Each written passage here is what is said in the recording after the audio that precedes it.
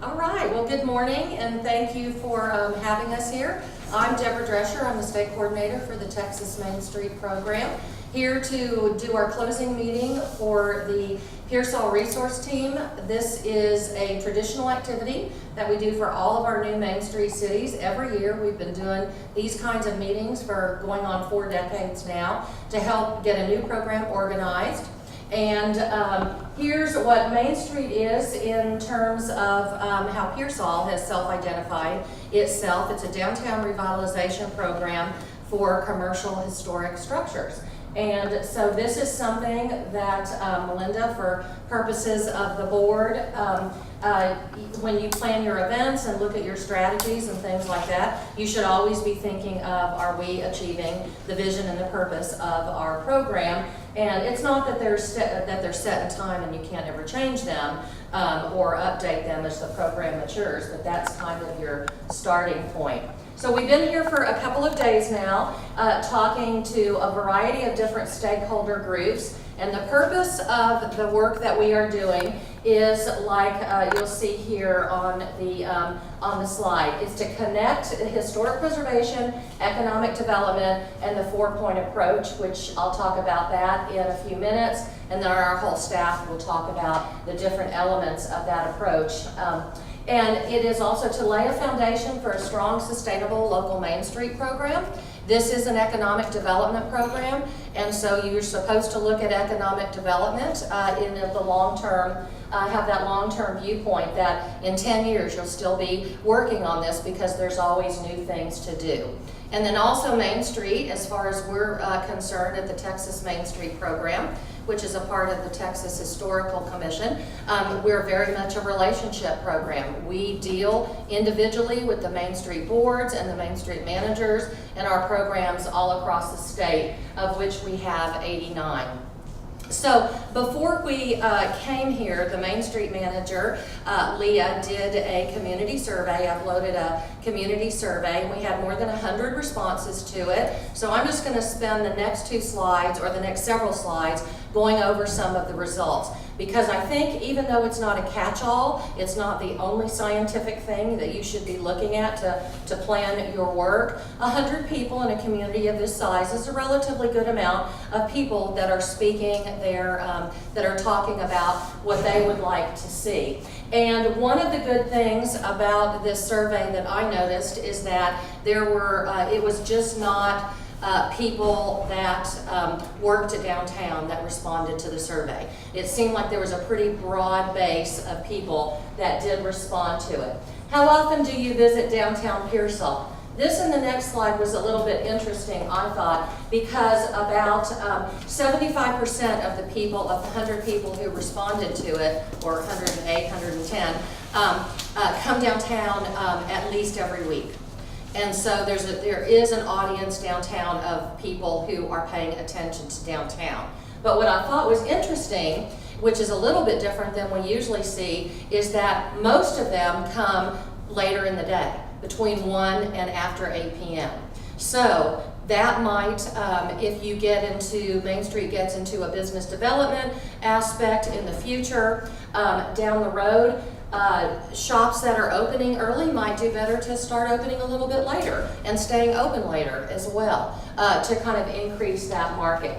And so you'll see that a lot of only 18% of the respondents work downtown. And so that means there was a lot of people that were coming that don't work downtown, which is what we want to see. Why do you visit downtown Pearsall? Obviously, a lot of people are coming downtown to dine, and a lot for their everyday needs as well.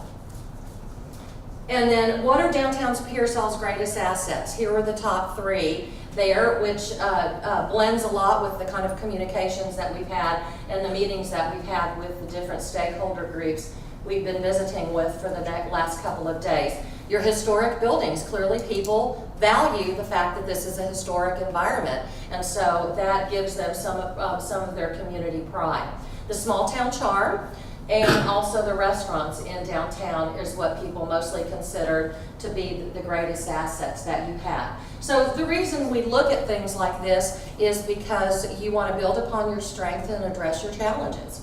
And I will also, by the way, I think I just said, Leah, that I will give you a copy of this so you can kind of go back over that. So let's look at opportunity areas. There was 2 questions in the survey that said I agree or I disagree with this comment. And here's one that was of a little bit concern. Do you agree or disagree, was the question on the survey, that downtown merchants are open when I want to shop? Nobody answered that they are, of the 108 people in the survey. So either people weren't answering that question or there's some work to be done. I like the look and feel of downtown. 30% said no. Again, we don't look at these as liabilities, we look at them as opportunity areas. They're gonna help you organize your program. I can find the products and services I need downtown. 27% said no. I feel safe downtown, yes. So that's great, because a lot of places where we go, that's a starting point for them, is that they don't feel, the community doesn't feel safe downtown. And then I try to buy products and services locally. This question was embedded in several other questions. There seems to be in this community a great desire to shop downtown, to shop with small business and local business. And that's a good thing, and that's something that you can work on as well. So here's the another segment of the questions. What do you think would make downtown Pearsall a more desirable place?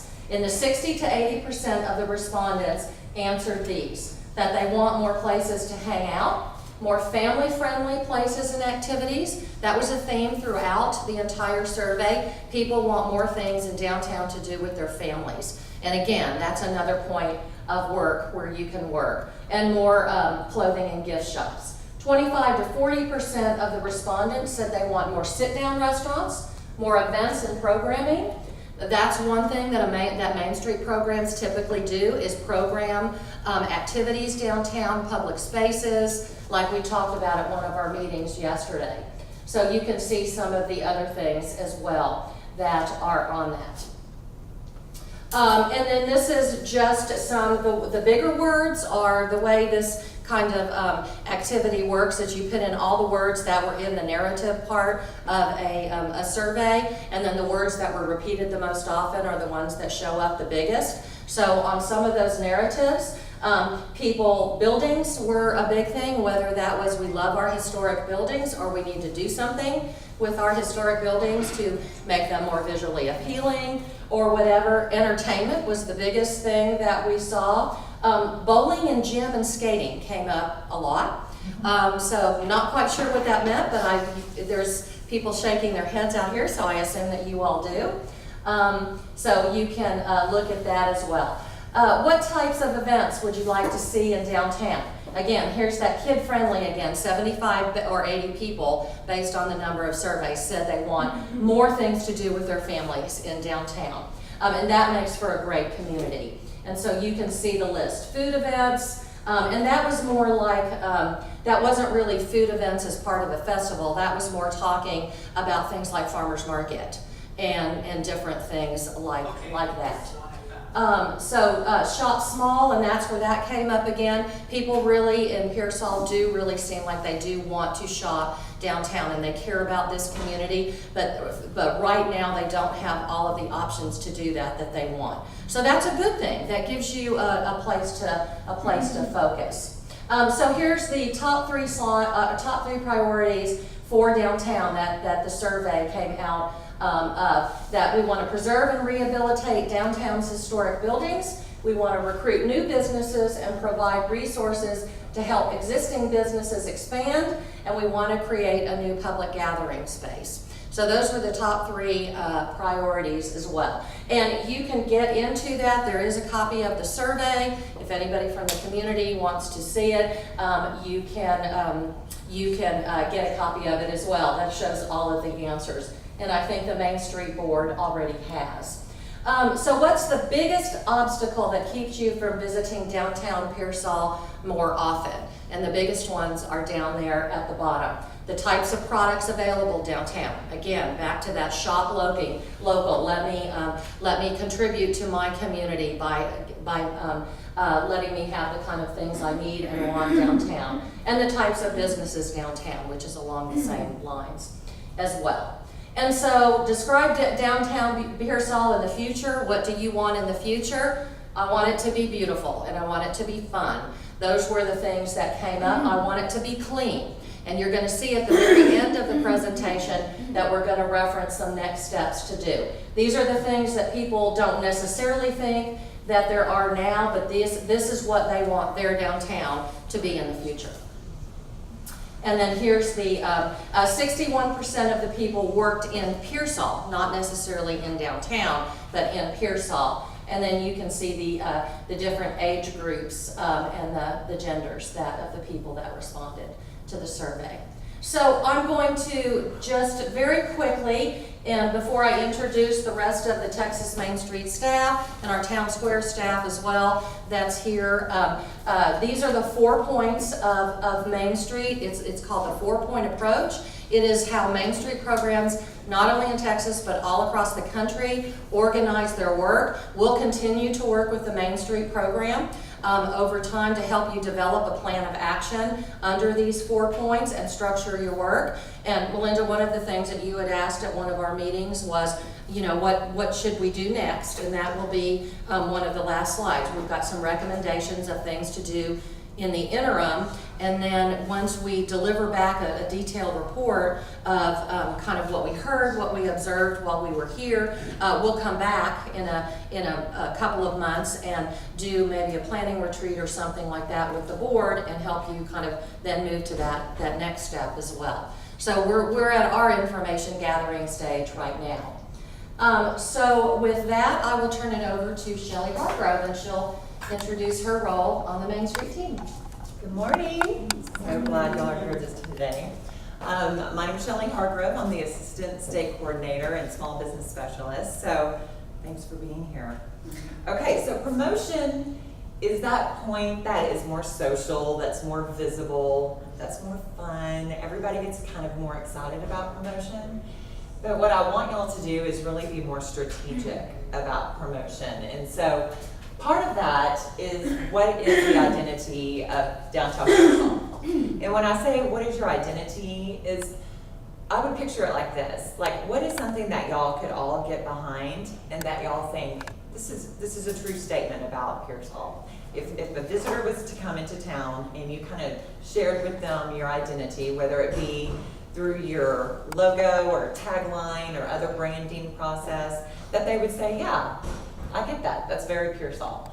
But it's a challenge to do this, so please don't rush through this. People want, because it's a visual and it's a very visible point, people want to rush into it and get their logo and start putting it on everything and get all that lined out. But really, if you'll be strategic about it, I think it's going to be something that people really buy into and that you feel like this fits.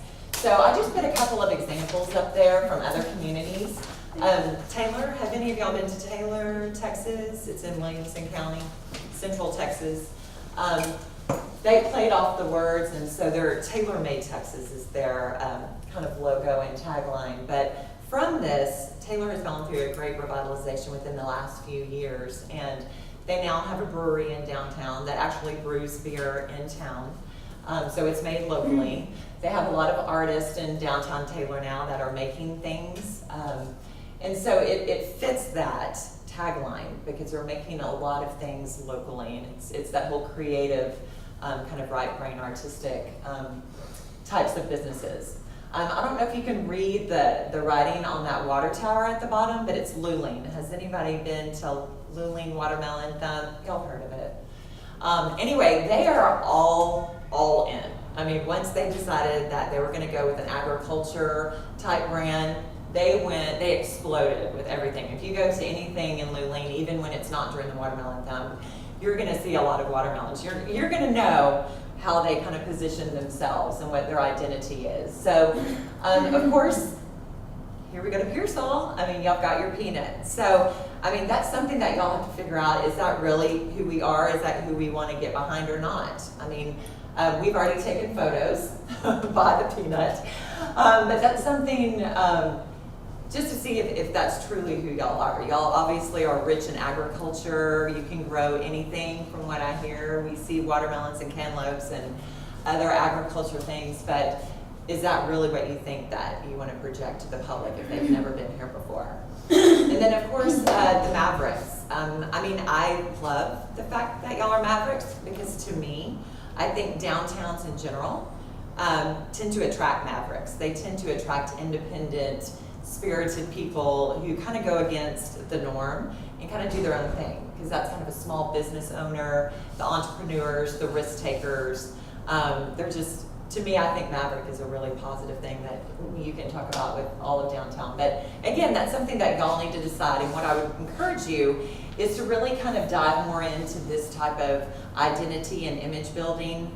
Once you get all of your stakeholders, that you feel like you got all your stakeholders at the table so that you can get kind of more of a comprehensive input across the community, and it's not just a smaller section.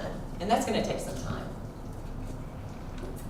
Okay, and part of that promotional actions is just, who is your audience? Who are you trying to attract? So for those of y'all who have ever heard of Jane Jacobs, she is kind of a leader of downtown revitalization and the need to save it through historic preservation. But one of the things that she has said, it's one of the quotes that I absolutely love, is that if you focus first on what locals want in your downtown, the visitors will follow, because they want to be what is cool for locals. They want to be where the locals are. Where are the hole-in-the-wall joints, or where are the favorite places? They kind of want to be with them. So you can never go wrong if you always put your locals first. If you always listen to what they said on, for example, on the survey. Definitely, they're always a top priority.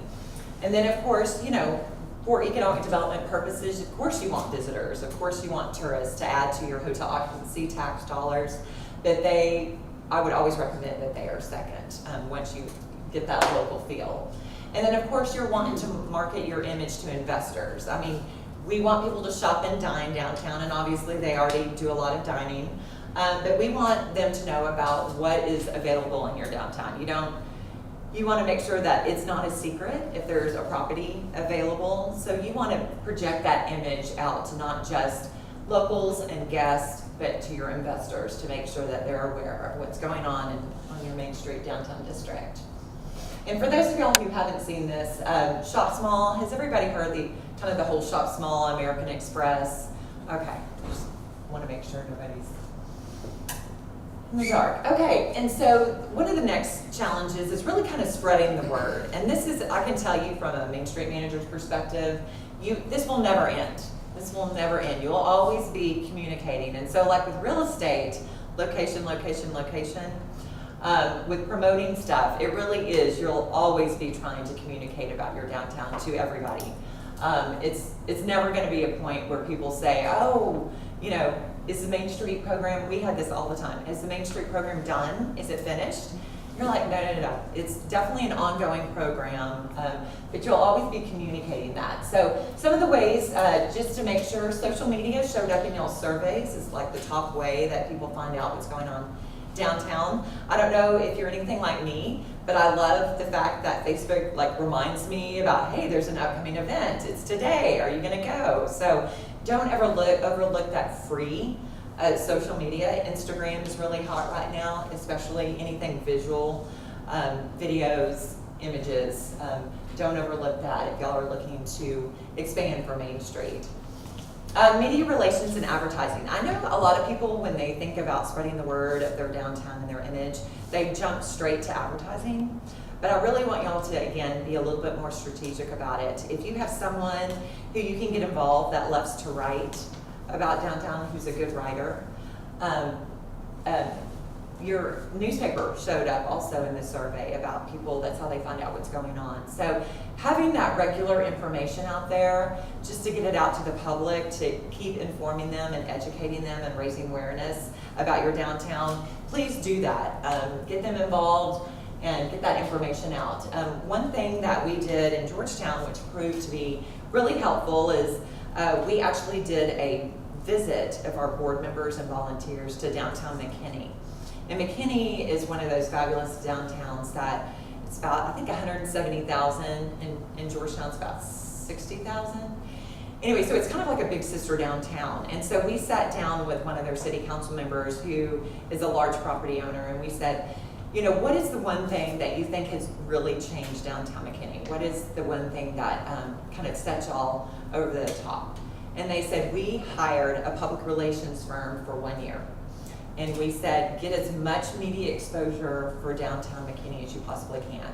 And he was an ex-TV guy, TV anchor that they hired, and they ended up getting all this TV media, they got all this print media for a year. And they said it totally changed the way people view downtown, how many people came to downtown, just because of the fact that they focus more on public relations than advertising. Because for those of y'all who aren't aware, public relations and writing those news articles are way more believable than a paid advertisement. So, bless you. Please don't overlook that as far as one of those strategic ways of promoting your image and getting out the word of downtown. And so another way of promoting downtown is really through that word of mouth. Word of mouth is always going to be one of your best ways to get out information in downtown. And in Georgetown, what we did, and this may be helpful for just across the board about anything going on with the City of Pearsall, is that we had quarterly breakfast meetings. And each of the different departments would come up and present anything that was going on in downtown, as well as across the community. Just projects that are going on, updates that are going on, if they were doing any type of festival. You know, everybody in the public was invited. And then at the very end of those quarterly meetings, which we called breakfast bites, different community organizations, different nonprofits would stand up and talk about, hey, this is what we have going on at our museum, or this is what's going on with the Lions Club, or the Rotary Club, or the school district. So it's just one of those ways of making sure that everybody gets on the same page and that you're continually spreading the word citywide about the Main Street program, and then also about things going on with other city departments.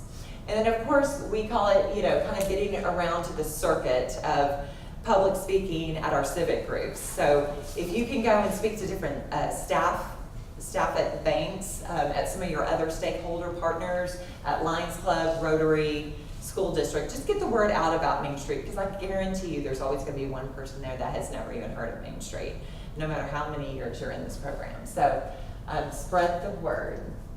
And then I want y'all to dream big. When I found out that George Strait actually grew up in Pearsall, I was like, wow, that is such a great opportunity. And so what I had envisioned is something that had gone on in a southern city, is that they actually had on hold, whenever you were on hold for a city department or a city business, city hall, they actually had the voice of one of their, you know, hometown heroes, their famous guys, and they would be like, hi, this is George Strait. You've reached the City of Pearsall. You know, please hold while, I mean, just something as simple as that. I mean, if he is willing to do that, I mean, have fun with it. Dream big. I mean, this is something that, you know, especially if when y'all are building those relationships with people, this is something I want y'all to just have fun with. This is one of those points you can have fun with. You're already starting to talk about First Fridays. I mean, maybe think about themes. I mean, you're already doing an August one, and that sounds like it's going to be back to school, sports, the Mavericks, you know, kind of that thing. But look at your other different support groups, like maybe you have a teacher appreciation theme, and hopefully you invite all the teachers downtown. Maybe you have a hunting theme. I mean, obviously hunting is big in this area, so if you think that, you know, during hunting season, if you had a theme of that, if they would come downtown, just be thinking about who's the audience that you want to pull downtown and how can we do that, and maybe just fold it into something that you're already planning. Again, that school spirit, everybody loves the hometown, you know, team, so never underestimate that. When I was in Breckenridge, Texas, which was my first Main Street city, they were the Buckaroos. And so one of the things we did just to get color and movement in our downtown is we actually did a custom flag that you could put on a pole, and actually we drilled holes in the sidewalk out in front of each business. And then every time they opened their doors, they would put out the Buckaroo flags, especially on Fridays. So you would drive down our main street and there would be all these Buckaroo flags in green and white. And it's just civic pride, and it adds a little bit of color, a pop of color, and a little bit of movement to your downtown. And it just shows, support for your schools. So that's just one example. We talked about small business, shopping small. Small Business Saturday, for those of y'all who aren't aware, this year is November 24th. Your local businesses can actually sign up for free to get all these marketing materials that they can help promote that day. You just go online. Actually, it started yesterday, I think. You can sign up as a neighborhood champion with American Express, and they'll actually send you a box of marketing materials. So, Leah, if you want to do that, or if some of your businesses want to get along, it's a great opportunity to do that.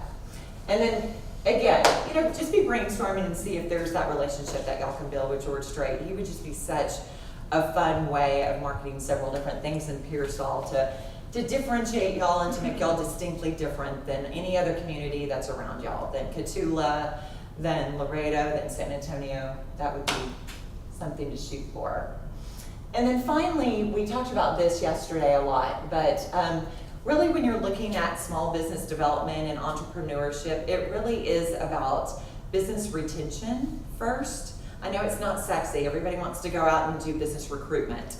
But if you really stick with business retention first and then expansion and focus on that first, that's going to do you a lot better than going straight to recruitment. So in doing that, that is something that y'all could be doing right now, is really building those relationships with your property owners. Those are the guys who have already invested in your downtown. They're already spending money, and you just need to, get to the point where you can pick up the phone and have that conversation with them about, hey, what do you think about this? Just another side story is that in Georgetown, the Most Beautiful Town Square logo that ended up being our logo and our tagline, that actually came from one of our downtown property owners. He just said, what about this? When I look at downtown Georgetown, this is what I think of. So you just never know what nuggets of information you're going to get once you've had those relationships built. And of course, never overlook your business owners. And these are the guys who are going to be the ones that expand. So even if you walk in and talk to them and say, hey, if you were to start a new business, what type of business do you think would work here? You know the market, you know what's going on, you're a successful business owner. If money were not an issue and time were not an issue, tell me what you think that would work here. And they could be one that, leads to the next new business that's going to open. And then, of course, all your potential partners that are going to be stakeholders in downtown, again, that's when you're doing that circuit of speaking at different civic groups or at different school partners, your county partners, any of those civic groups. Please don't overlook those. So I'm going to pass it on to Alan for economic vitality. Thank you, Shep. So I'm Alan Cox, the Economic and Community Development Specialist for the Texas Main Street Program. One thing that is kind of interesting about economic development is a lot of people sort of have preconceived notions that a community can say, or just wave this magic wand and say, there's a Chili's, that's what the community wants, and blah, blah, blah, blah, and we're going to get that. But it really requires a whole lot of work and understanding of the market, what your community's potential is, a lot of organization and so forth. And so really what I like to do is kind of go through a basic economic development course 101 here to kind of get you guys started to understand sort of the process. That this is not, it's not a black magic art sort of thing. This is, there's a sort of methodological, strategic sort of process that you need to go through and get your ducks in the row and kind of make sure that you're actually ready to do economic development. So first off, I'm going to talk about what is economic development and how the industry of economic development is changing. Talk about also the Main Street's role in promoting economic vitality within Pearsall, And then how do we do economic development? And then also some tools and maybe a work plan for you guys to start considering and thinking about over the next few months. So what is economic development? It's as simple as this. It's providing incentives to stimulate private investment. But a lot of people are really kind of narrow in what they think about as incentives. It's much more than just sort of a cash giveaway to a company to locate. You know, it's much more than just saying, hey, you know, here's tax rebates. You know, but really it's, you know, it can be grants, it can be the tax breaks, but then there's infrastructure. And a lot of people think of infrastructure as just, okay, well, we build a road here, put in electricity, water, gas, whatever. You know, well, yeah, that is your hard infrastructure, but you also need to be thinking about the soft infrastructure. Things such as workforce development. Do we have the talent base? Do we have the skills and the training to bring in those kind of companies that we want to attract? If not, okay, well then, you know, do we have the organizational capacity, the institutions of higher learning, or the skills and development training programs to then have a skilled workforce to then attract the companies that we want? Okay, so it's, again, more than just giving away cash or giving away land. It's really setting yourself up to have the full spectrum of things that you need to attract businesses. Now, in the old days, that was what economic development was. You know, you would build a building in a business park, you would provide utilities to it, and then put an ad in the magazine. And usually those ads would have like concentric circles and an arrow pointing to it and say, we are in a really great location. Come bring your company here. Well, over time, economic development has become much more sophisticated. You know, it's as much economic development as is community development. What we've learned is that you have to take care of all of these things to really be successful in economic development. Yes, you have to pay attention to your business community, make sure that their needs are met, but you also have to think about people and your talent. You know, with my generation and younger, and I think it's becoming more and more frequent, is that, you know, people are choosing their place before their position. In other words, and we see this a lot in Austin, but it's happening across the country, is, you know, someone's gonna say, you know, I wanna move there, and then I'll figure out how to make a living. And I'm sure that there's a lot of people from Pearsall who've gone off to go to college or whatever, and then whenever it comes time that, you know, they wanna raise a family, they go ahead and come back to Pearsall. And then they figure out how they're gonna make a living. So I think that there's obviously, you know, that dynamic here going on. But in order to really be attractive to people, you know, you have to really be focused on place. And that's where Main Street and downtown, you know, comes into focus as part of sort of a bigger economic development picture. You know, you have to make your community attractive. You know, you want people to say, that's a cool place, I want to move there. You know, to give you sort of a tangible example of this, you know, most of my experience is in the traditional economic development field, doing consulting work across the country. And I've worked with site selectors. Anybody know what a site selector is? It's basically, it's a consultant that a company hires to help them find a location that they want to go to. And the site selection process is really one where, you know, the consultant will look at all the factors that the business needs. I'm guessing, are you guys familiar with sort of the Amazon HQ2 sort of process that they're going through? You know, they said, these are the parameters, these are the things that we absolutely need and want. In their case, they don't have a consultant, apparently, but I'm not sure.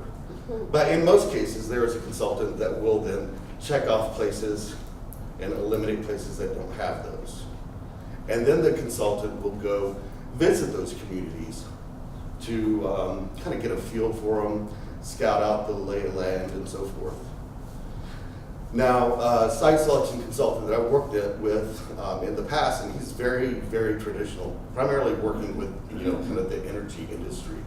And he said, when he goes to a community, the very first thing that he does is goes through the downtown and kind of scope out the condition of that downtown.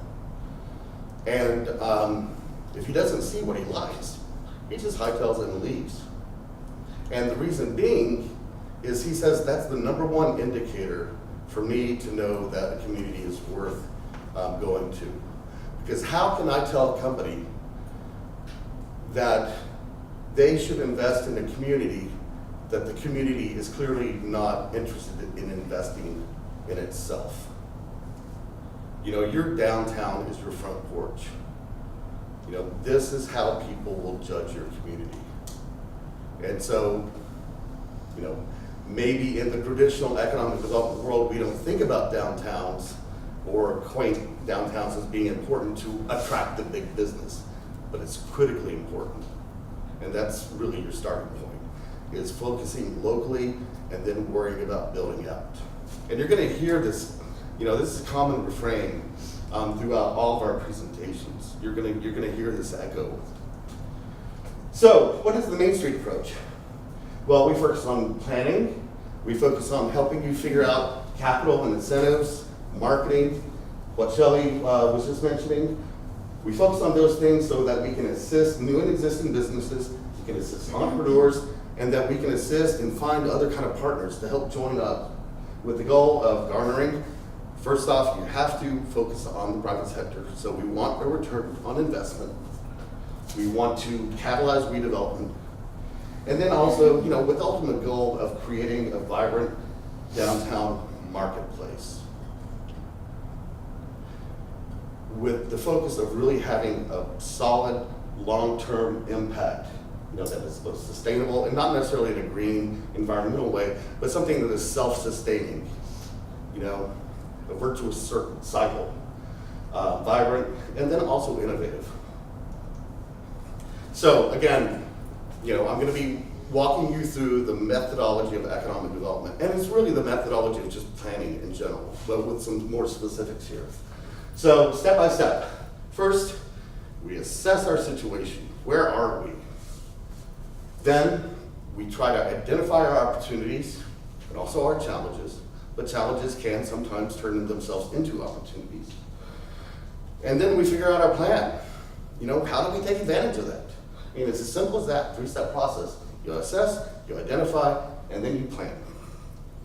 So what do we assess? And I want you guys to pay attention to this lobby of this old hotel. So, what do we assess? We're gonna assess our socioeconomics, our marketplace, the competitive landscape. How do we compare to other communities our size within our region? What is our relationship to a larger metropolitan area that might be next to us? We look at our inventory, what are our buildings, what are our land, so forth. And then, who are the potential stakeholders? Who's the leadership? We look at our business and property owners and other sorts of groups that can help assist us. Or if they're not there, then maybe we need to rally the troops and maybe create some other sort of groups that can help support our Main Street program. So right now, our situation doesn't look too good, does it, in that lobby? And what I want you guys to know is, we are a resource for you. I've done lots and lots of economic analysis, data research, psychographics, real estate analysis, retail trade gap analysis, industrial cluster analysis, and so on and so forth. We're here to help y'all with that analysis and assessment and market. Understanding what are your strengths, your weaknesses, your opportunities and threats from a big picture economics approach. And then how do we apply that to the downtown, and how do we find those little nuggets of opportunity within the big picture? So what do we identify? Well, our challenges and opportunities. Within that though, we need to have a vision. You know, what is the vision of the Main Street here in Pearsall? What do we want, really, truly want our downtown to look like? You know, based on the survey, the common refrain seemed to be things that indicated sort of an active entertainment, recreation, you know, a vibrant downtown. There wasn't a whole lot of focus on retail. Of course, there was support for more retail, but you know, in the word clouds, the big words were entertainment, fun, beautiful. So, you know, is that going to be the identity? Is that the vision for the downtown? I don't know. I mean, that's for y'all to decide. And so, once we've identified our vision, what are the specific projects that we're going to take on that go directly towards supporting that vision? You know, you don't want to go astray and kind of herd cats of ideas. You know, you want to support the common goal and the vision. You need to stay focused. And then what are the specific strategies and the actions and the tasks that will support those projects? And again, within the Main Street approach, you know, we have our 4 points, right? Economic vitality, promotion, design, etc.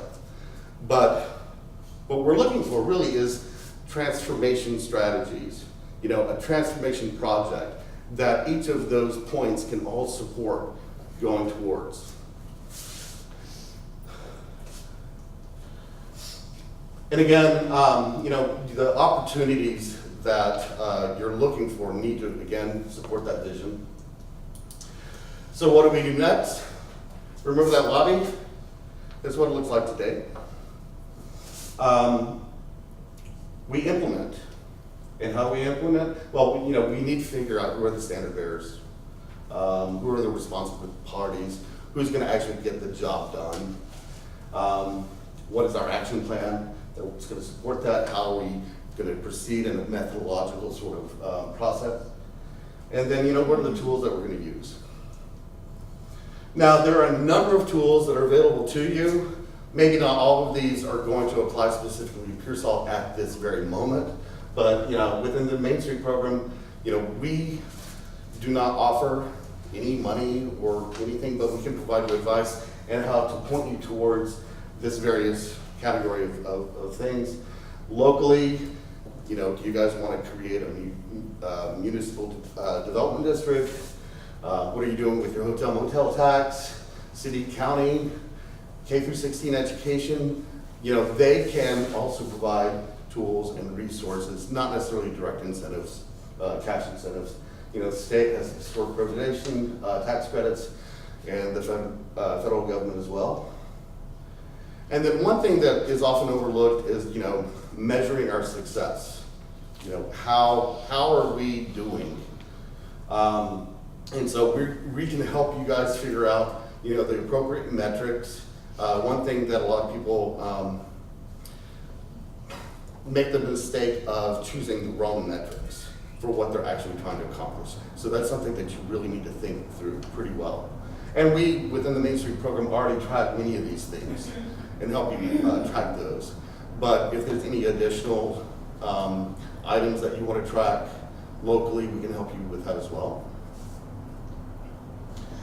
And, you know, again, back to the promotions, you know, market your assets. And part of that is going to be the downtowntx.org website that we have set up. And we're populating right now, I think. Emily's going to talk about it. Yeah, she's going to be talking about it. But we've got about 40 communities right now that are in it. And then also, again, we want to empower our small businesses. You know, we want to have an entrepreneurial ecosystem that is conducive to business startups. And sometimes, you know, I mean, that's kind of a cultural change that you're going to have to maybe think about. I'm not sure, you know, I mean, some communities, that's just part of the blood. Other communities, that's not. And so we have to be thinking of ways that we can start really getting creative ideas about, you know, meeting local needs. And that's, again, part of the analysis that we can help you guys with. So, economic development, most people think that it's boring. For me personally, and I'm biased, I think it's awesome because it's fun. It's something that I love, and I think that it's something that is critical for my particular passion, which is downtowns, and I think it's y'all's passions as well.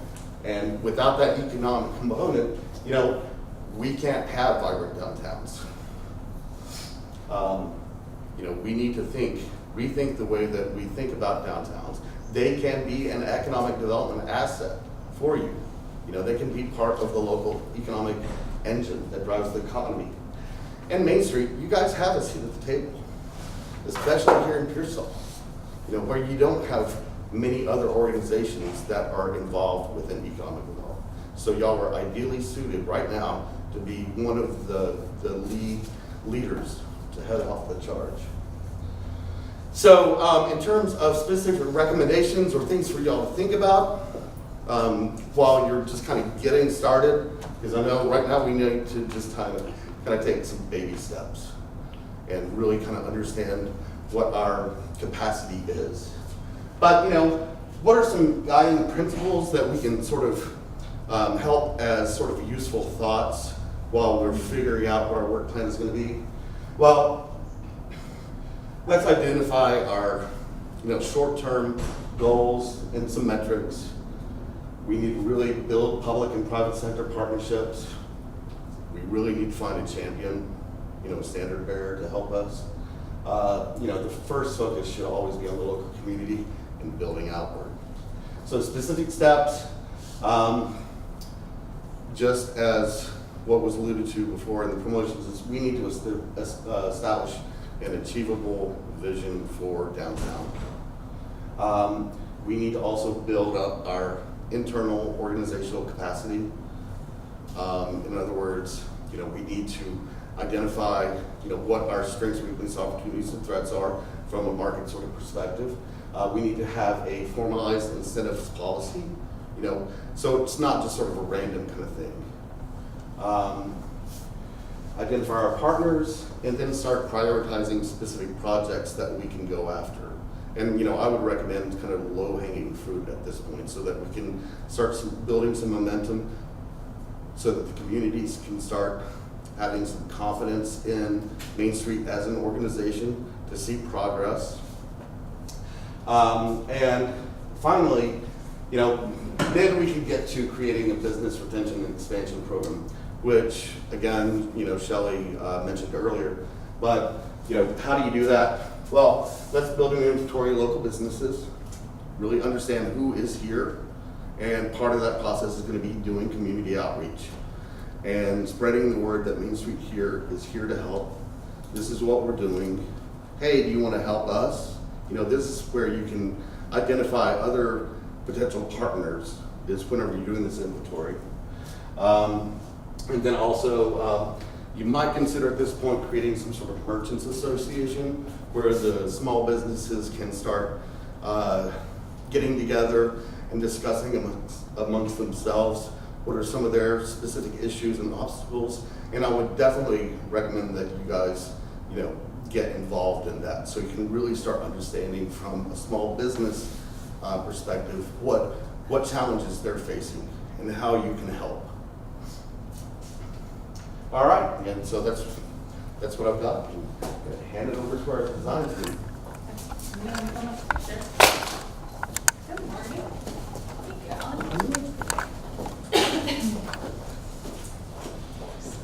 Is everybody still awake? We got chilly in here. They're kind of keeping me awake too. Okay, so Sarah's sitting down over there for wave. That's our architect, Sarah. And I'm Marie. I am a design assistant. So my background's in architecture as well and historic preservation, and we are your design team.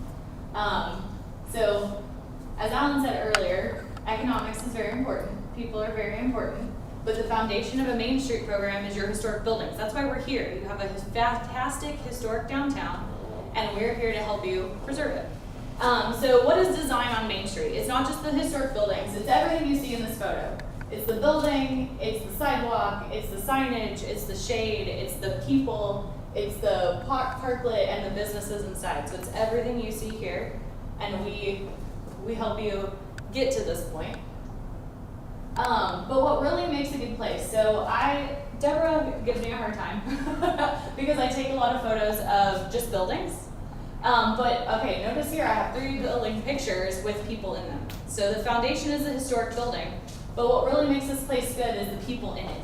So it's the small business owners, it's the property owners willing to work on their buildings, it's the people, you guys in this room, that are gonna put your time, energy, and passion into making downtown a place that you wanna be. So how do you do that? Preservation is very confusing. So as I said earlier, Sarah and I are here to help you. This is what our request form looks like.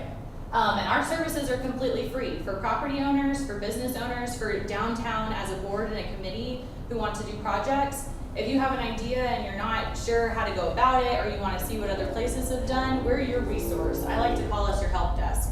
And you really can call us, not all the time, we work with 89 cities, but anytime you have a question, we will try and help you out. So our bread and butter is actually working with individual property owners, individual buildings, and this is what our request form looks like. And I bring it up because on the side here, it kind of lists the different things that we do. So preservation, consultation, public space, programming, signage. And we send this out. Leah will be your gatekeeper, if you will. She'll be the one when a request needs to come through to us that people should go to first, because we always want to keep that local loop. So we're not going to send property owners directly to us. You're going to use this form and go through Leah. But this is some examples of the type of services we provide. So what's the most important? The train is shaking. Why is it moving? Earthquake. Anyways, And we're so used to it. and it's not as bad as Buda. Buda is usually worse. Anyways, I need the train. Historic buildings are not like buildings that we build today. They're older construction. They were built differently. They use different mechanisms and materials that they had at that time, but they've lasted forever. It's quality construction, but we've got to take care of them in certain ways. We don't want to paint brick. We don't want to use stronger mortar than this brick can handle because it's softer. So these technical preservation services that we provide are guides, instructions, specifications that teach property owners how to do that. So you want to fix the mortar on between your bricks. There's special ways to do that, and we can help you figure that out. We also do color and signage. So a big part of small business is your face on the street, what your business looks like on the outside. And I think a lot of times people forget that. You've got to focus on the inside. You've got to have product. You've got to have employees. You've got to have all those things going on. But signage and brightening up your facade can really change people's thought process of your business, or even just notice your business for the first time. So this is a project in Corsicana. The top left photo is what it looked like before. It's beige, yellow, kind of boring. They already had a really great business logo and just wanted something fun. So we did these 3 renderings here at the bottom to show them different ways they could do that. And then up on the right is what they ended up doing. It's just paint. They just painted the portions they could paint. Notice they didn't paint the brick because we don't want to do that. But new paint, and they actually ended up getting a sign later that I'll have to add. But it really improved their appearance, and now people know that they're there. And because people know that they're there, they actually got to expand and move down the block to a bigger building, which is pretty cool. We also do streetscapes and public space. So this is a sketch that one of our previous architects did for a parklet in Canton, Texas. So you guys have got different alleys, you've got vacant lots. How do we make those spaces inviting, comfortable, so shade and cooling? How do we get people there to enjoy those spaces? We can talk you through that too. And then my favorite is adaptive reuse. So sometimes our historic buildings were built for a specific purpose. This was a gas station. You guys have I think 3 great historic gas stations, and one is turning into a sandwich shop. Well, that's actually what we showed here. I think this was for Winsboro. So what we showed is yes, this doesn't have to be a gas station. This can be a sandwich shop, but let's honor that history. It was a Sinclair station, so let's bring back some of the Sinclair colors. Let's leave the architecture the way it is and just kind of add, the new cafe component into the signage. So there is a sheet on your chair, the single page sheet, and it says, it's really wordy, and I'm sorry. It says the Secretary of the Interior standards for treatment of historic properties. And so what I'm getting at here is when we look at these historic buildings, we're not just doing it because it's pretty. We have guidelines, which are the standards, that we use to make decisions about these properties. So this is a federal standard. The federal government uses these standards and they pass it down to the state and then to cities to use for their historic buildings. So under the standards, there are 4 treatments: preservation, rehabilitation, restoration, and reconstruction. And I can spend hours and hours on this alone, but what I'm going to point out this morning is when we talk about preservation, we're talking about maintaining what's there, what you see. Historic materials of different eras, not just of one time period, but of all time periods. We want to keep those and repair them. So the more you guys work with us, you'll realize our favorite phrase is repair before replace. So that really is what preservation is. You want to try to repair it first before you replace it. And you want to try to preserve it before you tear it down.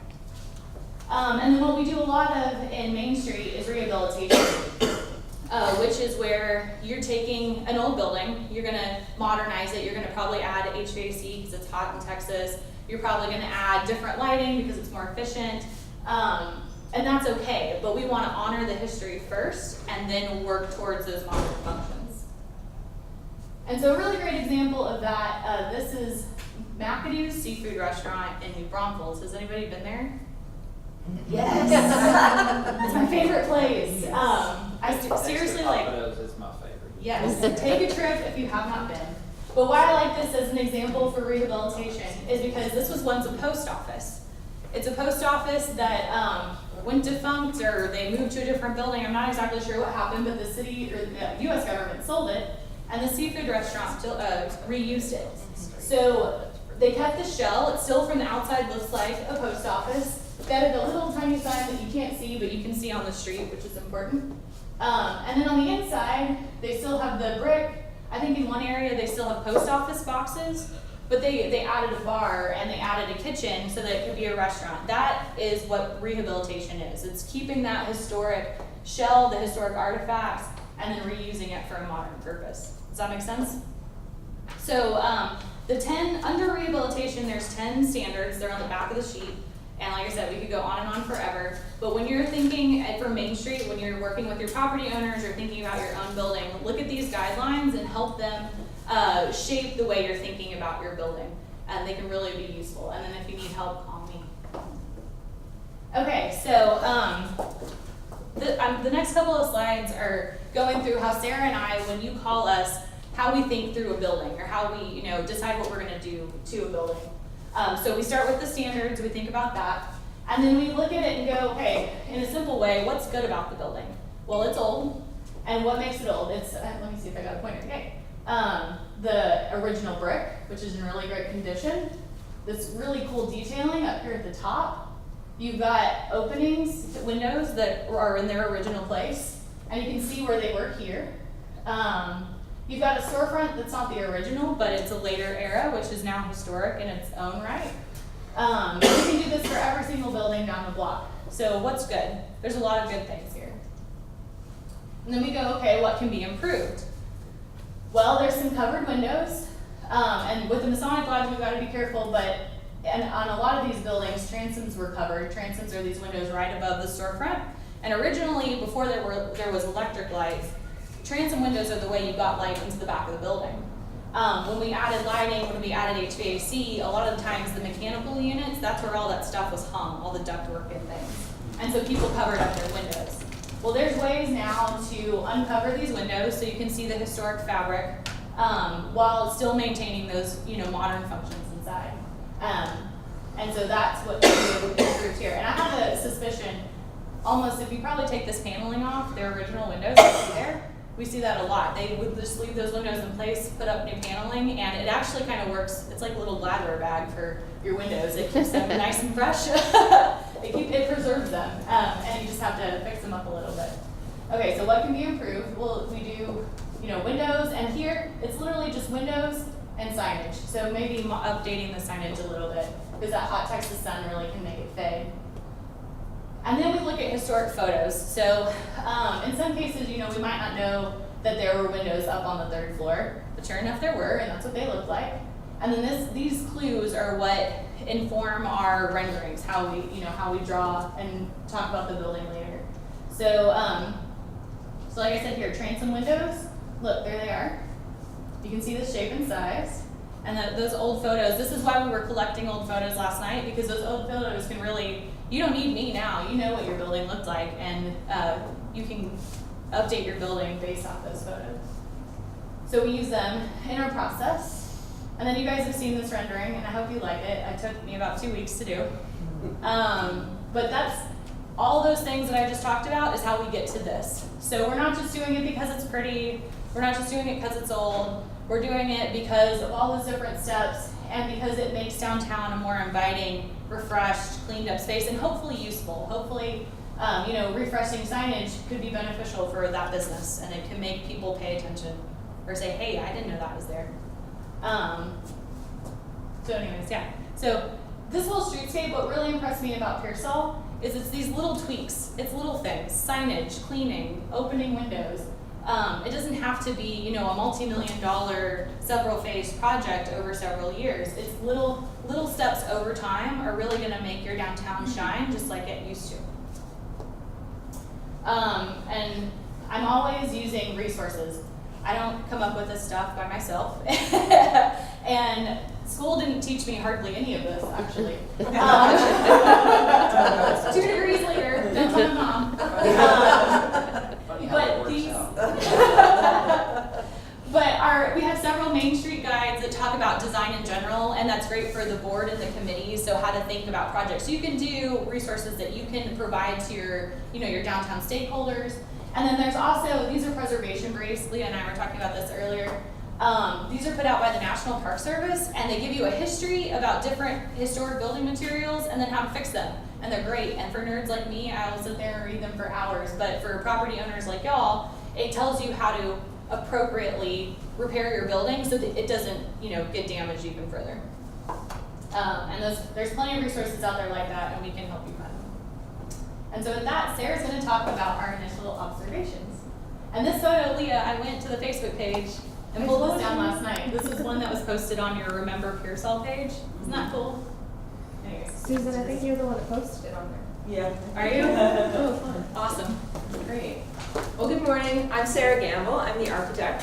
I work closely with Marie as well as the rest of our team to provide the design services that she explained. We oftentimes serve as advisory or in a consultation capacity when we're providing design services, mostly working with those building owners and business owners, but we're happy to provide kind of broader swath recommendations, which we're gonna kind of just briefly explain today, just as the rest of the team did in our couple of days here in the team and in our preparation. We've made some initial observations that we want to share, but it's really those action items that we're going to begin to continue to develop and help you formulate the work plan to know how you're going to engage and kind of dive into this Main Street approach in the coming months. So just some initial observations that we've made to share with you this morning.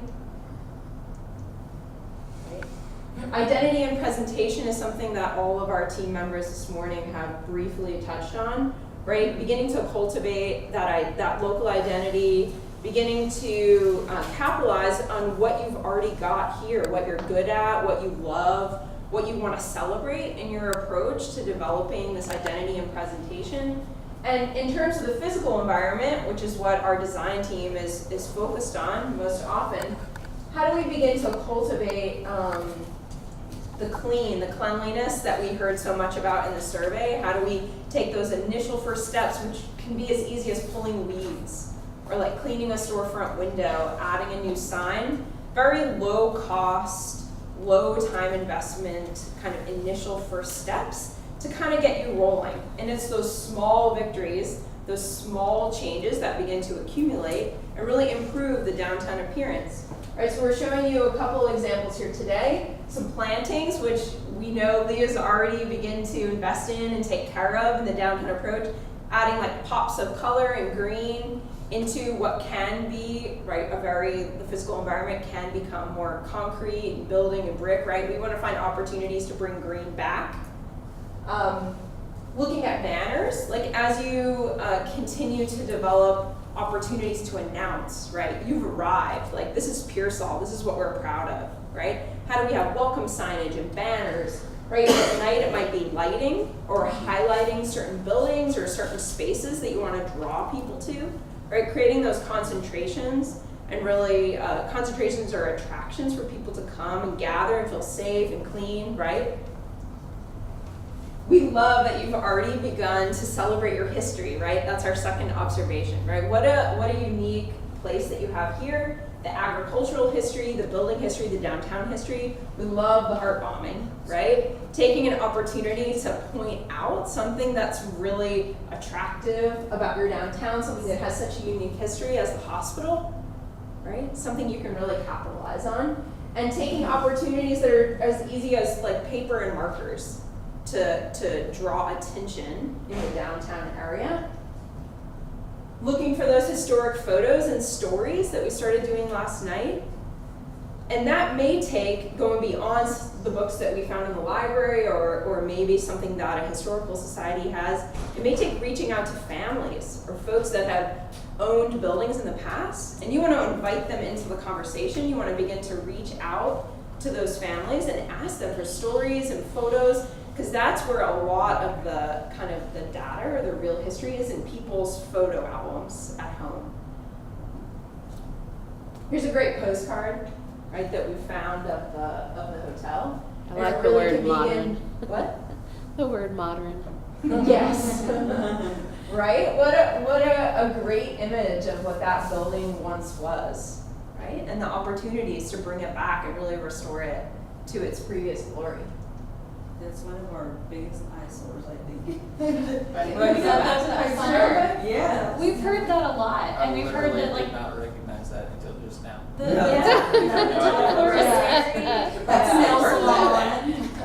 We've heard all sorts of these things, but really, if you guys go look and take this photo, all those bones are still there. It's what I talked about earlier. It's the painting, the sprucing, the cleaning. That building can look just like that and be just as safe and modern as the postcard implies. Right. Yeah, so sometimes it's unearthing some of those past artifacts, past photos, to really show you what it once was and what it can become again. Right? We love the peanut, right? What a fun attraction, what a roadside piece, right? That we've talked a lot about with different folks. And what an opportunity to create an attraction or a place that people could take photos.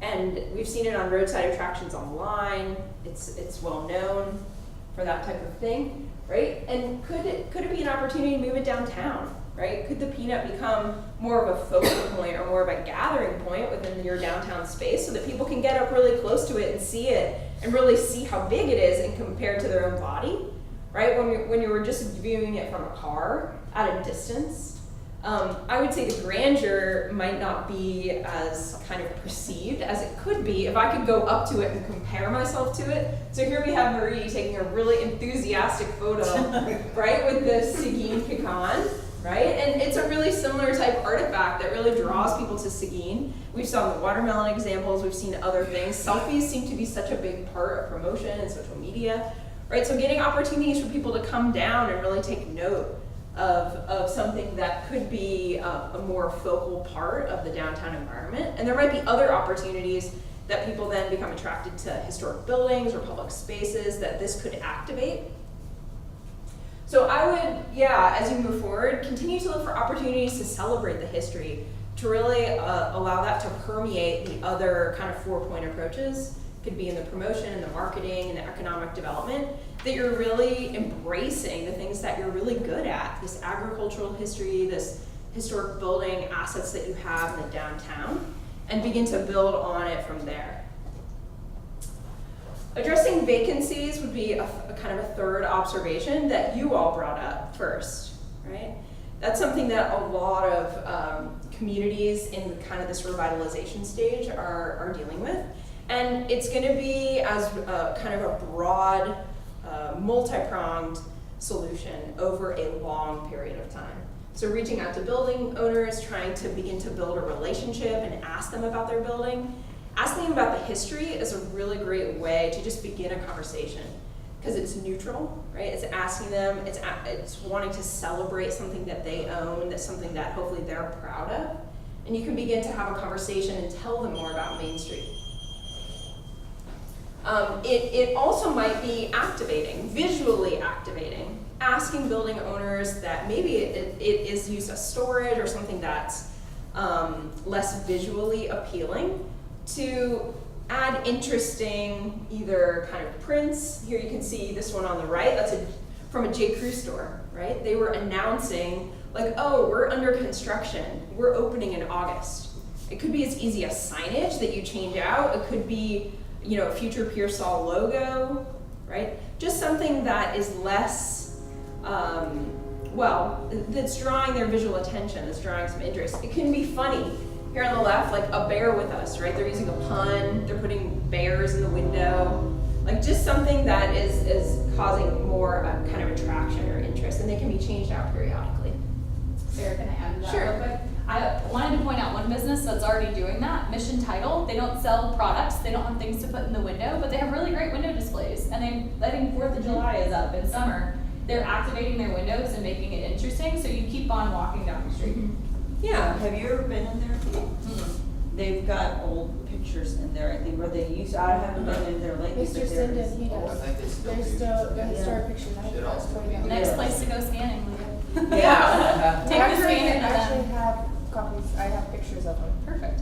Right. What a great opportunity to take an old photo and blow it up and put it in the window. Mhm. Right, as a way to say this is what it looked like before, or this is the streetscape, this is a view of our community from the past. Right? And public spaces, for all ages, that's something that came up multiple times in our conversations, with taking some alleys and kind of rededicating the public space to something that's more pedestrian friendly and walkable. Park and pocket parks is something that a lot of communities are really interested. And I would ask you maybe to expand your thinking about what a pocket park or what that type of space could be. It might be better used as a physical connection or a walkway or something that could be a more pedestrian friendly hardscape or semi-pervious kind of space as opposed to grass. And because of the way the shade might come into those spaces, it might begin to block. Grass would be a difficult thing to grow in maybe some of the tighter spaces that you all have available to turn into public space. So beginning to kind of broaden some ideas about what those things could become or what they could be used as. And one thing we see across many communities as the most successful public spaces are ones that can be programmed and that someone is watching over them. So when I say program, I mean that there's uses, right? Because oftentimes if you're just putting a picnic bench or a table and there's no activity or say business like a restaurant that might be drawing people into the space, oftentimes they sit unused and can fall into disrepair because no one's like regularly going to them or watching over them. So finding opportunities and spaces that, number one, have a lot of eyes on the street, that people are like walking by often, that might be drawn into, that have the right kind of physical environment to draw people, shade, maybe somewhere that's comfortable, there's not a lot of noise, there's easy access, there might be parking nearby. So thinking through all the dynamics and variables related to developing those public spaces, and connections, right? Can you connect the new City Hall with the Oak Street, right? Beginning to create physical connections for people to walk through into spaces and to spaces that they already visit, right? Because you want to begin to build on small successes like a new pedestrian connection and then begin to expand, right? We've heard a lot about murals, we've heard a lot about these parks, right? So starting small, doing something initially, and then build on those successes moving forward. Okay, so I think I'm gonna turn it back. Oh, yes. Yeah, we're gonna hear about downtown TX next. Thanks. Yeah. All right. I'm Emily Kohler. I'm a planner with the Main Street program, and I'm going to introduce you to something we've been talking a lot about while we've been here. Let me just pull it up. We're gonna do kind of a live demo. For those of you who haven't heard about Downtown TX yet, it's a real estate and building inventory tool. It's running from a Google Maps-based platform.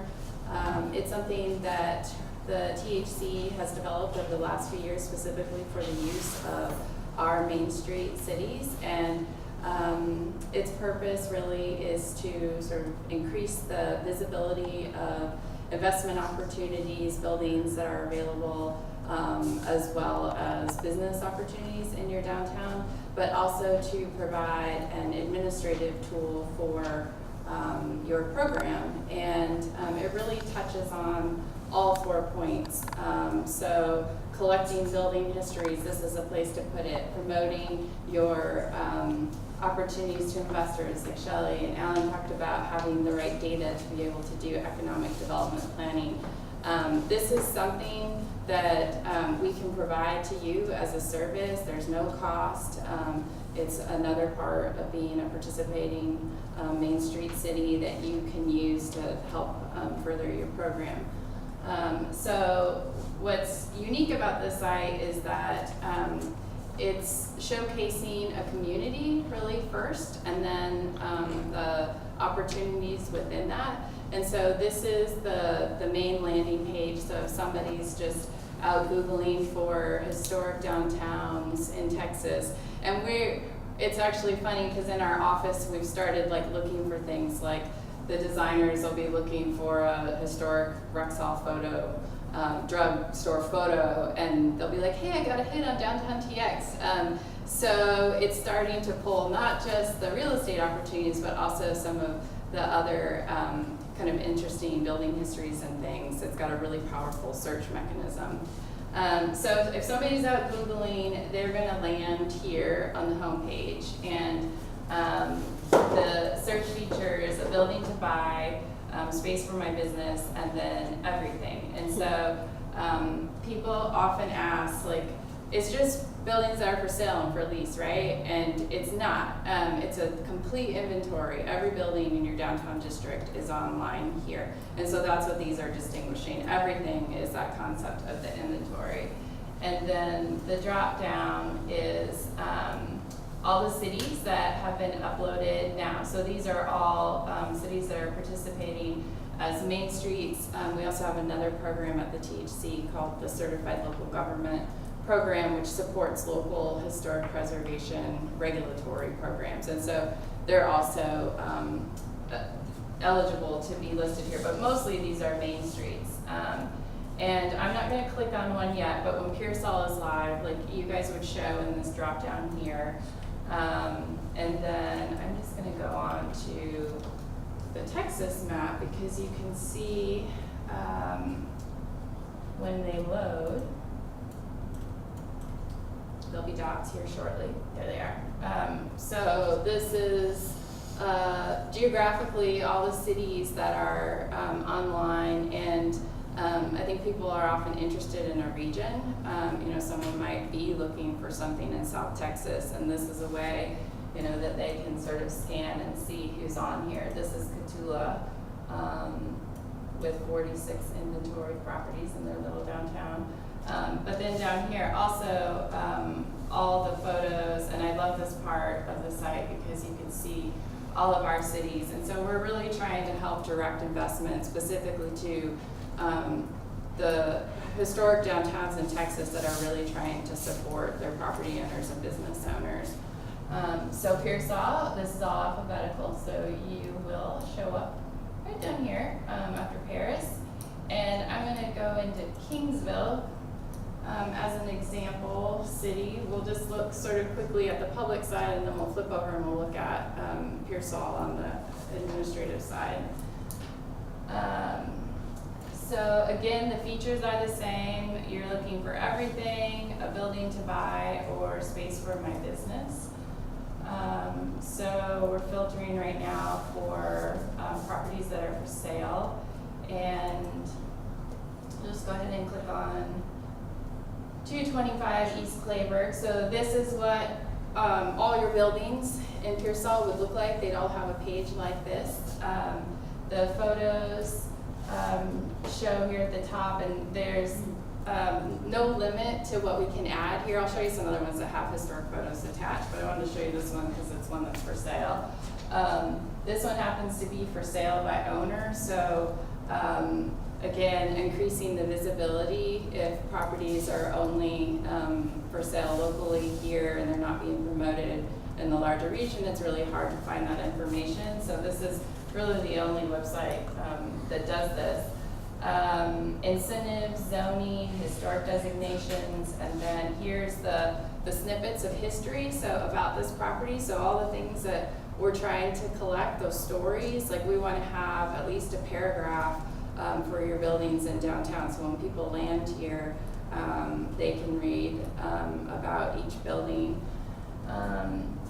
Let's see, go look at one that's not for sale.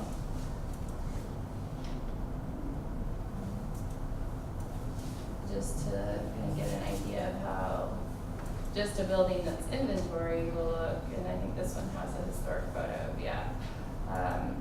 So historic photos, the historic name, that's why we're trying to figure out what these buildings were known as historically, the year it was built, and if you have high-res photos you want people to have access to, those can be attached and downloaded. We're gonna do the same thing. We copied like newspaper articles and things last night, like that. This is where they'll go. So everything will now be publicly accessible, and it will be here as long as you're a Main Street city. So, you know, sometimes we have trouble with turnover with our Main Street managers. I'm sure Leah's gonna be here forever because she loves this town so much. But that idea of having information in one place, you put all this work into something, this will always be there for you in your program. And now we'll go look at Pearsall. So we have 60 cities on the back end.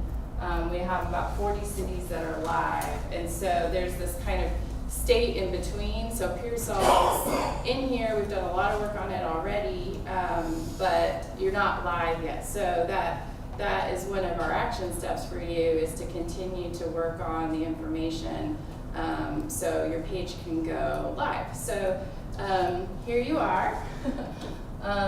This is, again, a Google Maps platform, so any of the features you're used to in Google Maps are available here. So this is your community page. And actually, I forgot, I wanted to show you one thing. That idea of showcasing the town first, you know, we sort of filter you through the town before you get to see the properties. When you land on a town, there's what we call the community page. And so every city in here has this why Kingsville, why Pearsall. There are photos here that help you really get a feel for the place, like what's special about it. And then just some short highlights here, your incentives, links to all your partners, and then you can attach any documents. So they have their downtown plan attached here. You can do like your incentive applications, all of that. So it's intended to be like a one-stop shop for your downtown. If you, like some of our cities don't have their own websites, like they're not able to manage their own website, so this can help them with that. Okay, so we are on that page I just showed you in Kingsville. This is your page here. So why Pearsall, the demographics. I put in your facade grant, Lee's contact information. So that's that page. And then we can look at a property, our favorite property. Keep using this as an example. So this is what the administrative side is for each building. And I know this is a lot of information, and I just want to emphasize this is like a process. Like eventually this will be completely filled out, but it's not like all these fields have to be done before your page can be live. But we use the appraisal district information to populate that, or this, so that's all here. Building features and amenities, number of stories, parking spaces, square footage. These are kind of a second level inventory process, so this might be something that the Main Street board members or volunteers could help with is filling out these more detailed pieces of information. The assessed value is here and the property owner is here, but I want to emphasize that that's not available on the public side. Those are here for your program to have that data available. Owner contact, and we've been talking a lot about the ability to contact property owners. That's where you could store all that information. Availability and lease space, this is how you mark properties for sale or for lease. And I'm going to show you this feature, which is the way that you would show, like if the dollar store moved out and that space was available, this is how you can show that space for lease. But it's also a way to do a business inventory and to collect the contact information for all your business owners. And so when Alan's talking about business mix, this we're almost there. We have some a little bit more development work to do, but our goal is that you'll be able to hit a button and you'll have like a business mix analysis. Like if you do all the work to get all the businesses in here, select the uses, we'll be able to provide you a business mix report. You'll know how many spaces you have, if they're tenant ready, and what your use makeup is in downtown. So I'm really excited about that. There's nothing like this out there in the Main Street world. Like this is the first tool of its kind, and we have goals of being able to license this to other states. I'll just quickly show you construction and zoning, year built, architect. Again, this is more information than you necessarily need right now, but it's intended to be everything your program would ever need in the future. Historic designation, so properties that are listed on the National Register, or if at some point in the future you decide to pursue a local historic district here, that can be trapped in here, and then images and files. So we've added the First Lady's rendering and the historic photo here, and all the things that we're collecting. I'll work on that, like I'll get you started with what we've collected. All that stuff will be scanned. The business names that we captured, the year built, things like that, we'll go ahead and put that in there. And then Leah, we need to schedule a training for you and whoever else that you might want to have access to this. But it's very user friendly, it's easy. Anyone that's like used to surfing the internet can use this. So you can have volunteers if all your board members, or if you form some sort of business recruitment committee or something, like maybe they're the ones that are managing this. And it's also, I think, important to get realtors involved. So that I haven't met any, doesn't mean they're not here, but sort of build along with the owners and investors, like sort of building connections with your real estate community too, and getting them sort of invested in this as a tool to help them promote their listings. Okay, so there's just one more thing that I want to mention. On the homepage here, you may have noticed this link, Discover Your Next Downtown Property, with the 2018 Imagine the Possibilities Tour. When we launched the site, in 2017, we thought that it was a wasted opportunity to not celebrate the launch. And so we, has anyone used the term R&D yet from our team? In the Main Street world, it's R&D means rip off and duplicate. So we ripped off an idea, a really good idea of a showcase tour from Nacogdoches, and sort of supersized that to a series of statewide tours. So Imagine the Possibilities it's actually a filter in downtown TX, so you can code all your tour properties as Imagine the Possibilities. This is a list of all the cities that participated this year. They did it in Preservation Month, and they were all different. Some of them focused on recruiting businesses and the lease spaces. Some of them focused on properties that are eligible for tax credits. Many of them hosted a property showcase in conjunction with another downtown event. So people that are looking at properties experience your downtown at its best when it's alive and there are a lot of people walking around. This is last year's poster, but we do the graphic design, so we provide all of the materials for you. The red balloons have become sort of iconic. Let's see, these are photos from 2017. I haven't added the 2018 ones yet. But we provide sort of the promotional materials and things like press releases and stuff to help you promote it. What we don't provide are the investors and developers and entrepreneurs. We had a question like, so do you like bring a bus from Austin? Yeah. No, we do not do that. The goal is to sort of generate excitement and momentum about your downtown.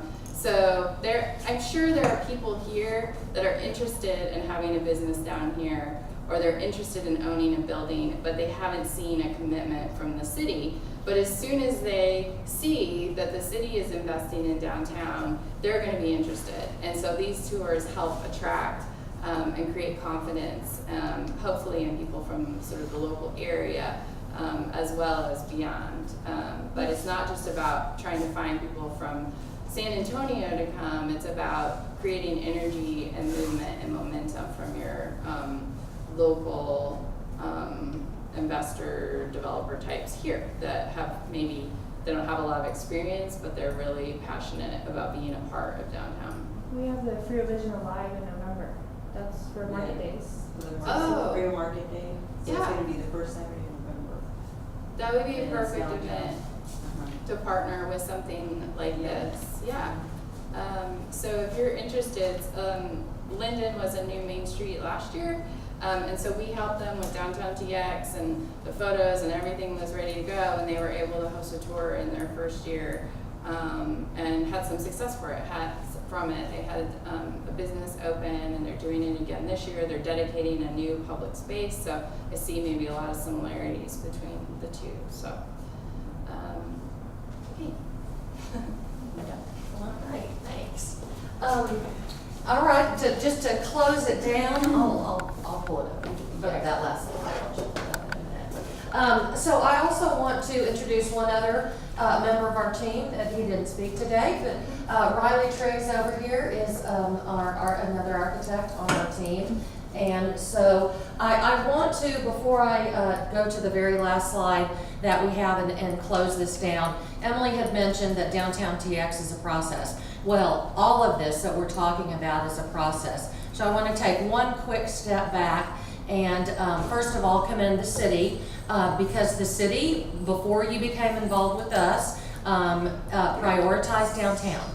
And as part of that prioritization of downtown, did an application to become a part of our Main Street network. It is an application process. It's not like a group that you just join. You do apply to become a part of our network. And so in return, as you have stepped up as a city, as a community, and said downtown is important to us, and we are going to do what we need to do to prioritize downtown and return it to the state of vibrancy that we want it to be. In return for that, everything we do for you comes without a cost. The city pays a very small cost of well below $1,000 a year to participate in our program and have that designation. And so again, so that everything you need from us, you get for no charge. All of our services, all of everything that everybody has talked about. There are a couple of things that we do require. Well, three actually primary things. One, the Main Street program needs to be staffed. And so actually, you know, Leah, since this is being recorded, why don't you just come up here for a minute and get introduced for the YouTube channel that this will once appear on. This is Leah Carzala. She's the Main Street manager here in Pearsall. She is our liaison, like Marie had mentioned, to the program. We also require that all of our Main Street programs have an advisory board because we are economic development through historic preservation that is stakeholder driven. And so Melinda right here, stand up and turn around for the camera, has stepped up as the board chair for Main Street, and there is a 9-member board? 8-member board, an 8-member board. Okay, so thank you. And we also require that all of our programs have an action plan in place, and a couple of the other speakers mentioned that. So this is part of that process. In between your acceptance at the end of last year and until the beginning of this year, we worked with you to get your program to set up, to get Leah hired, to get the Main Street board established. Then as part of our tradition, you guys probably all remember when the First Lady came to visit, that's been a part of our tradition of our program since 1981. So then we get down to the nuts and bolts of the work. That kicks this off.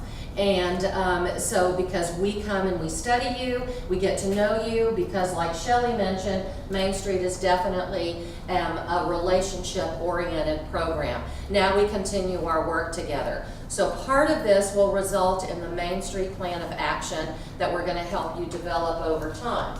And we will deliver a report to you in a few months detailing everything that we've said today, plus additional information as well. But in the meantime, we don't want you to just sit still and wait for us to send that report to you.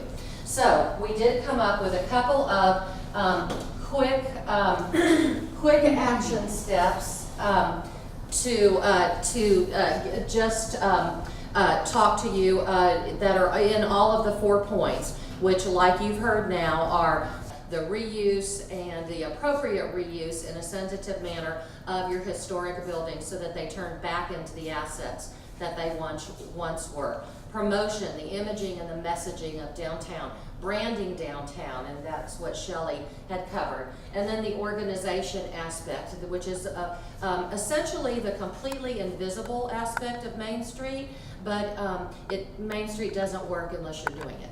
It is having the sound organization in place of stakeholders all working together to make the program work and to get downtown back on track. So, in the meantime, while we're developing our more detailed recommendations, here are some of the things that you might consider doing as board activities. And one of the things to be aware of in Main Street is that there is a board, but anybody can be involved in Main Street.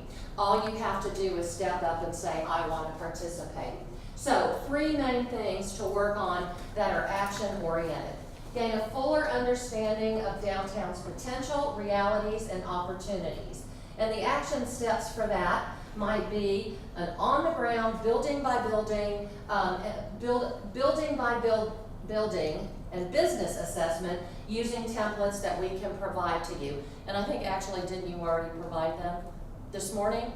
Not yet. Oh, okay, I thought I heard y'all talking about it. So to do that assessment, maybe, divide downtown up into quadrants, and just the view that you get of downtown and the knowledge and awareness that you have of downtown when you're on the streets of downtown is very different from the casual use of downtown, or especially from the driving through downtown.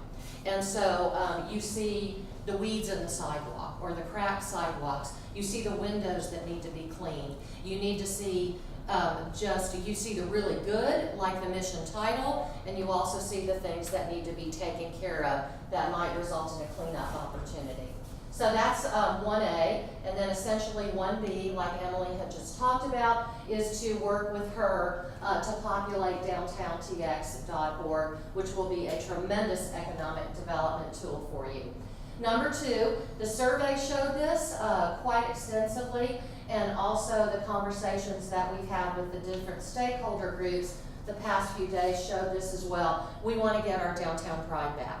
And Main Street does that really well, just because it's an organized effort to pay attention day in and day out to downtown. So grow that downtown pride back with basic visual enhancement like Sarah had talked about. And this is not, we're not saying you should do these things. We're saying here's some things that you might think about. What resources do you have available? What is your capacity to do things like this or these things right now? Banners, small public space improvements, a mural, a couple of murals were mentioned when we did one of our tours. Continual cleanups. I know you did a downtown cleanup that was very successful before the First Lady's tour, but there's probably more to be done. Windows to be cleaned and things like that. And don't forget about second stories as well, too, because sometimes we do forget about those, but those contribute to the overall aesthetic of downtown as well. And then number 3, grow your program identity and downtown awareness through relationship building. We all talked about that to some extent. And so that most of our Main Street programs, when they're new, go have kind of a speaker circuit, so to speak, where you go to talk to the groups that have meetings, Rotary clubs, groups at schools, whatever the case may be, and whatever you might have here, and to get more people involved in your program. And then that property and business owner relationship to start establishing those. So those are the 3 things, the 3 primary areas that we said, here's some action steps for you to do. We're leaving in a little while, but that doesn't mean we're not just a phone call or an email away. And you can, Leah has all of our contact information.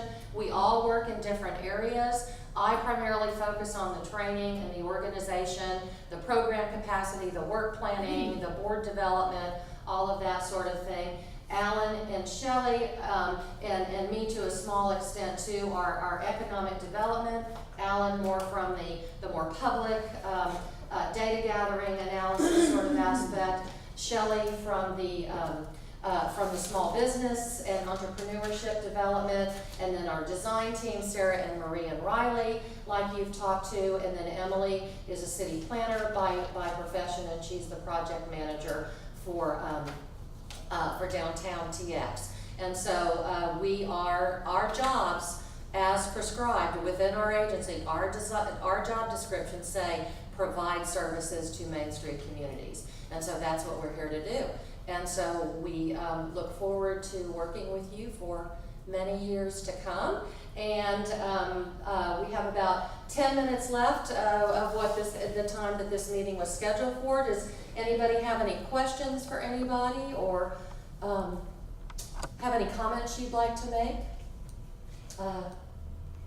If not, then we just look forward to continuing to work with you